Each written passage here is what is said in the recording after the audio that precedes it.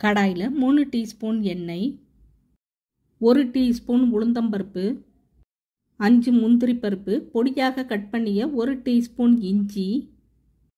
பொடியாக கட் பண்ணிய 2 பச்சை மிளகாய், 1 பெரிய வெங்காயம், 2 தக்காளி சேர்த்து தக்காளி மசிகிற வரையும் வதக்கி 150 கிராம் ரவை, பொடியாக கட் பண்ணிய 50 கிராம் பீன்ஸ், பொடியாக கட் பண்ணிய 1 கேரட், பொடியாக கட் பண்ணிய 1 உருளைக்கிழங்கு, 50 கிராம் பச்சை பட்டாணி சேர்த்து மிக்ஸ் பண்ணி இந்த பதத்திற்கு வதக்கி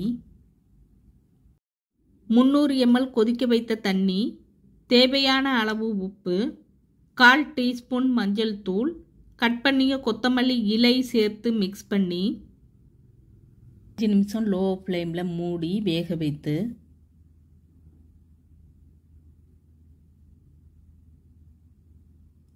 அடுப்பை ஆஃப் பண்ணி 1 டீஸ்பூன் எண்ணெய் சேர்த்து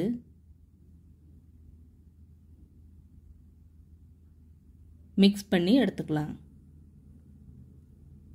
காய்கறி உப்புமா ரெடி.